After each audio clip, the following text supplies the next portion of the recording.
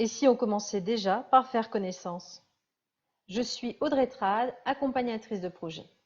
Mes interventions audio sont pour moi un moyen de partager avec vous sur des sujets liés au projet, à leur gestion et toutes les thématiques se rapportant au bon développement de son mindset en cultivant un état d'esprit positif. Ce premier podcast est pour moi l'occasion de me présenter.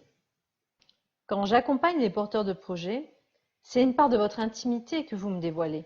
Et il est donc normal qu'à mon tour je me présente. D'ailleurs, qui accepterait de se confier à quelqu'un que l'on ne connaît pas? Vous pourriez me dire que pour un projet, ce n'est pas pareil. Le monde de l'entrepreneuriat, ce sont uniquement des outils de gestion. Et pourtant, quand j'accompagne, je personnalise. Et donc, si je ne vous connais pas, je ne peux pas réellement vous aider. Il n'y a pas un suivi type, mais des outils qui s'adaptent à vous. Cela demande aussi de se connaître soi-même.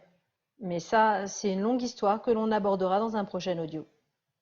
Pour revenir à ma présentation, ce qui est important pour moi, c'est de vous expliquer mon parcours, mes expériences et mes formations. Cela vous permettra de comprendre ce qui me tient à cœur aujourd'hui dans l'accompagnement que je propose. Alors, je suis mariée et maman de 5 enfants, et ça, c'est déjà ma plus grande expérience dans le domaine de la gestion d'entreprise. Pour faire un historique, très jeune, j'ai dû travailler et je me suis dirigée vers un baccalauréat de secrétariat médical, ce qui m'a permis de travailler dans des maisons médicales et suivre une formation d'infirmière.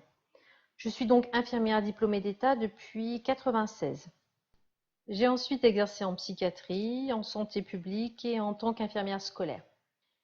Puis j'ai ensuite fait le choix de stopper mon activité professionnelle et je me suis lancée dans le bénévolat, dans les domaines humanitaires, social, éducatif, et également en m'investissant dans des associations de parents d'élèves et représentants de parents dans les conseils d'établissement. J'ai créé et dirigé plusieurs sociétés autour de l'apprentissage ludique en proposant des films d'animation pour enfants et une boutique de jouets. En parallèle, j'ai fondé une association, Ludijeune, proposant des ateliers et sorties ludo-éducatifs. Je me suis essayée à l'écriture, au conte en spectacle, et il y a quelques années, j'ai repris des formations en revenant à mon premier métier pour ouvrir un cabinet de soins naturels. Et durant toutes ces années, j'ai pris beaucoup de plaisir à me lancer, à tenter, à expérimenter, à rencontrer des passionnés dans de nombreux domaines très variés, à apprendre de l'autre.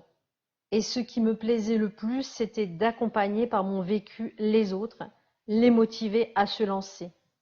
J'ai fini par me rendre à l'évidence qu'accompagner mon entourage dans ces projets était une véritable passion et que cela me procurait un épanouissement au quotidien. J'ai donc repris une formation sur les outils de gestion de projet en validant une certification à la Centrale universitaire de Lille avec plusieurs spécialisations dans le management de projet, tout en poursuivant des formations sur la communication comme la PNL, l'énéagramme et un cursus de psychothérapeute.